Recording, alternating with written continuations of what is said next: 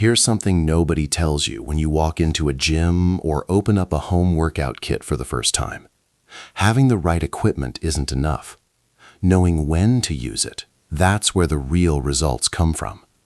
And if you've ever grabbed a pair of dumbbells for an exercise that would have been far more effective with resistance tubing, or vice versa, you already know that uncomfortable feeling of working hard but not quite feeling it where you should. That ends today. We're going to walk through 6 of the most important exercises for seniors, movements that protect your joints, build your strength, and keep you independent and mobile for years to come. For each one, we're going to test both tools, dumbbells and resistance tubing. And by the end, you'll know exactly which one to reach for and why. No guessing, no wasted effort. Just smarter training that actually works for your body. Let's start with something foundational. Your upper body is responsible for more of your daily life than most people realize. Every time you push open a heavy door, lift a bag of groceries onto a shelf, or push yourself up from a chair, you're calling on your chest and your triceps. Keeping those muscles strong isn't about vanity, it's about staying capable. And one of the best exercises for doing exactly that is the chest press. Now, the chest press sounds simple enough. You extend your arms outward from your chest and bring them back in. But here's where things get interesting and where a lot of people, even experienced exercisers, go wrong. The tool you use for this exercise completely changes which muscles actually do the work. And if you choose the wrong one, you could be training your shoulders instead of your chest without even realizing it. Let's try the resistance tubing first. You take the tubing, loop it behind your back, and tuck it just underneath your armpits. Then, grip the handles firmly in each hand. Your arms start close to your chest, and as you extend them outward, pushing the handles away from your body, you immediately feel something happening. There's a pull, a tension, a line of resistance that travels directly from your hands straight into your chest and down into your triceps. That's exactly where you want to feel it. The tubing creates what's called a horizontal line of force. It resists your movement in the same direction your muscles are actually pushing. Every inch of that extension, every moment of that press, your chest is working. And when you pull back in, it's working again. That's a full, effective repetition. Now let's try the dumbbells for the exact same movement. You bring the weights up to chest height and you push them outward just like before. But something feels off almost immediately. The dumbbells are heavy, yes, but gravity is pulling them straight down toward the floor, not outward toward the wall in front of you. So your muscles start compensating, your shoulders kick in to stabilize the weight, your neck tenses slightly, and that deep, satisfying burn you were hoping to feel in your chest, it's just not there. You're working hard, but you're working the wrong muscles for this particular exercise. For the chest press, resistance tubing is the clear winner, and it's not even close. But here's the thing, the tubing doesn't win every round, not by a long shot, because the next exercise on our list is one where gravity isn't your enemy, it's actually your best training partner. The squat. If there is one single exercise that has the power to change the quality of your life as you age, it is the squat. This movement keeps your quadriceps strong. Those are the muscles along the front of your thighs. It fires up your hamstrings along the back. It engages your glutes, your hips, and even your lower back. Every time you lower yourself into a chair and stand back up, you're doing a version of a squat. Every time you pick something up off the floor, get in and out of a car, or climb a set of stairs, your squat muscles are the ones carrying you through. Keeping them strong is one of the most important investments you can make in your long-term independence. So which tool do we use? Let's try the tubing first. You step onto the band with both feet, hold the handles up at shoulder height, and lower yourself down into the squat. And here's where you immediately notice a problem. At the bottom of the movement, right where your muscles are working the hardest and need the most support, the tubing goes slack. The resistance disappears. The band is no longer pulling against you because the angle and the positioning have removed the tension entirely. So you push back up with no assistance, no resistance, no challenge from the tool at all through the most critical part of the range of motion. The tubing is only partially engaged during a squat, and that makes it a poor choice for this particular exercise. Pick up the dumbbells. Hold one in each hand, feet shoulder width apart, and begin to lower yourself down. Feel that? The moment you start descending, you can feel the weight in your hands creating a downward pull that your legs are now working to resist.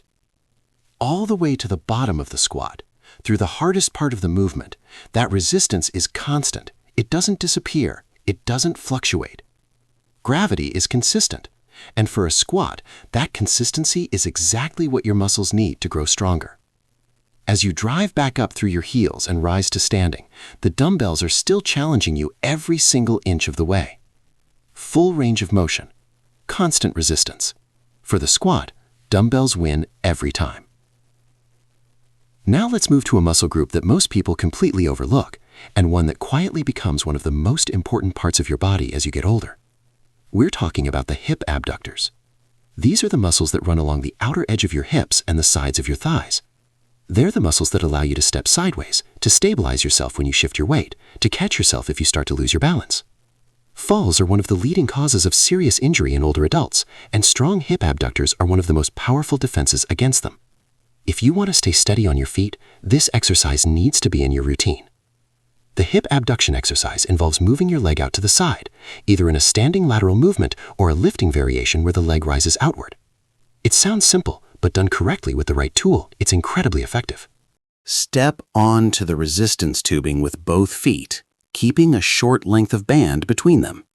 As you stand there in the starting position, before you've even moved, you can already feel your outer hips activating.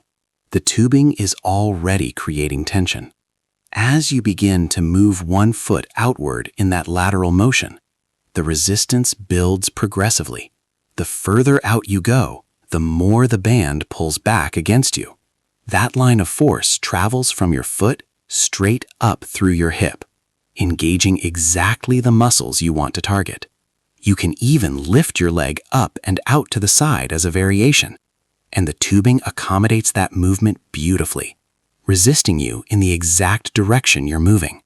Now try the same exercise with dumbbells. Hold one in each hand and try to move your leg out to the side. Almost nothing. The dumbbells are hanging at your sides, and gravity is pulling them straight down, completely perpendicular to the direction your leg is trying to move. There's no meaningful resistance through the lateral range of motion.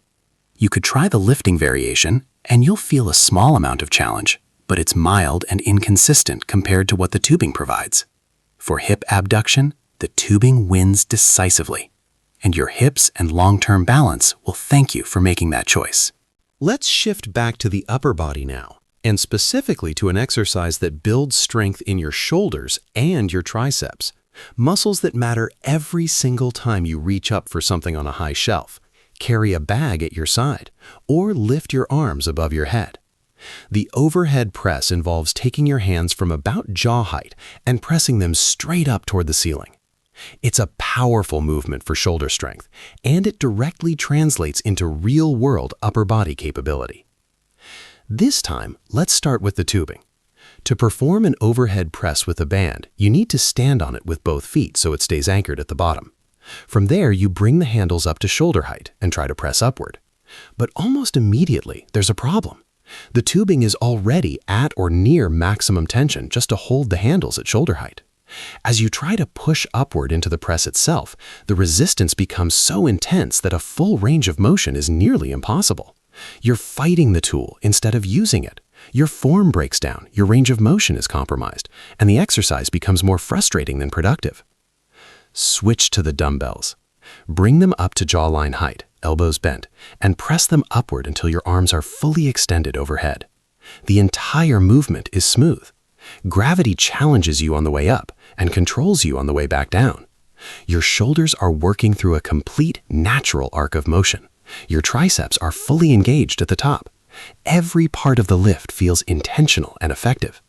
For the overhead press, dumbbells are the obvious choice, and the difference in feel is immediate and unmistakable. We're now more than halfway through our 6 exercises. And you've probably already started to notice a pattern. The tool that wins isn't always the same one. It depends entirely on the direction of resistance the exercise requires. Keep that in mind as we move into the next movement, because it's one of the most important exercises for your upper back and posture. The bent-over row targets the muscles across the back of your shoulder and the broad, wide muscles of your upper back, specifically the area right behind your shoulder blades. These are your pulling muscles, the ones that allow you to draw things toward you, maintain good posture, and counteract the rounded forward position that so many of us fall into from sitting for long periods. Strengthening your upper back isn't just about looking tall. It literally changes how you hold yourself, how you breathe, and how your spine feels throughout the day. To perform the bent-over row, you hinge forward from the hips, keeping your back flat and your core engaged. And from that hinged position, you pull your arms upward and back, squeezing your shoulder blades together at the top of the movement. Add small pauses to key ideas. Keep a story lover's excitement, but keep it smooth and professional. Emphasize numbers, specs, and features with enthusiasm. A slight dramatic build-up before important lines. Keep the tone warm, confident, and knowledgeable. Let's try it with the tubing. Standing on the band, you hinge forward and try to perform the row.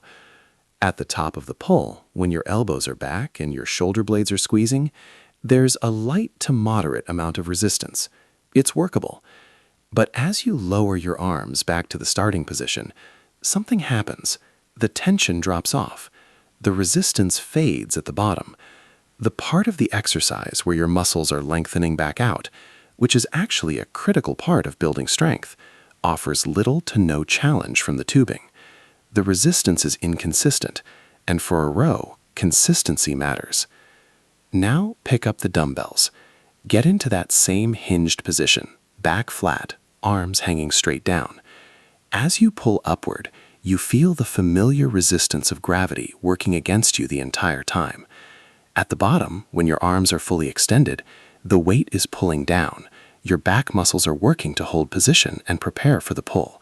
At the top, they're contracting fully to bring the weight up. The resistance is constant and present through the entire range of motion in both directions. There is no dead zone, no slack, no point in the movement where the tool stops challenging you. For the bent-over row, dumbbells are the right choice, and your posture, your back strength, and the way you carry yourself will reflect that over time. One exercise left, and it's a favorite for anyone who wants to fine-tune the shape and strength of their chest, the chest fly. While the chest crest builds overall pushing strength, the chest fly works a slightly different angle, recruiting the outer portion of the pectoral muscle, the part that fans up toward your armpit. It's a wider, more sweeping motion, and it activates muscle fibers that the chest press simply can't reach. For complete upper body conditioning, you want both in your routine. The movement itself involves extending your arms out wide to either side and then bringing them back together in front of you, like you're hugging a large tree. The range of motion is broad, and the direction of resistance is horizontal, not vertical. You already know from our chest press conversation what that means for tool selection, but let's confirm it. With the tubing, you again loop it behind your back and tuck it underneath your armpits. Gripping the handles, you extend your arms out wide to the sides, stretching the band as far as your range of motion allows.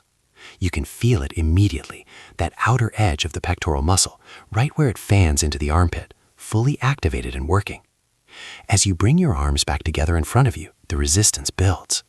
And here's a bonus. With the tubing, you can actually bring your hands past the midline of your body, crossing one over the other, and in doing so, you recruit the very center of the chest as well. That's a level of activation that's hard to achieve with any other tool. The tubing is exceptional for the chest fly, natural, comfortable, and highly effective. Now, try the dumbbells. You take the same starting position and begin to open your arms out wide. But almost immediately, gravity takes over. The dumbbells want to fall straight down, and so your muscles shift to accommodate that.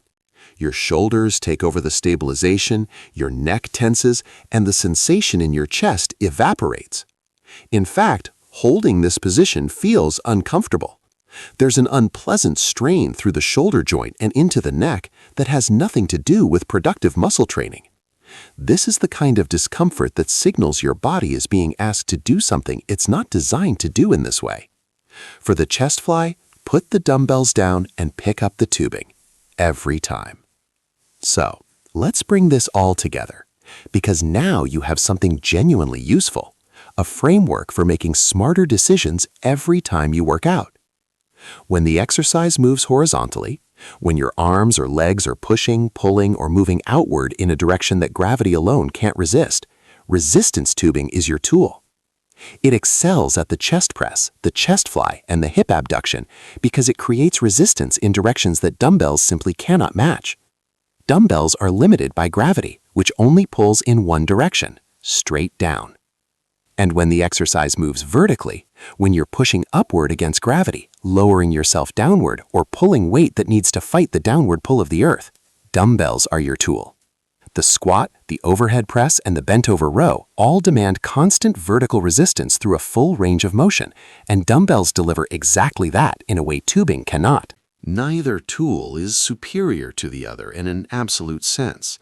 They each have specific strengths and specific limitations, and the smartest thing you can do, as someone serious about your health and fitness, is learn to use both at the right times for the right exercises.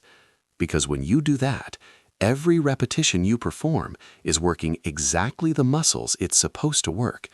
No wasted effort, no confusion, no wondering whether what you're feeling is right or wrong.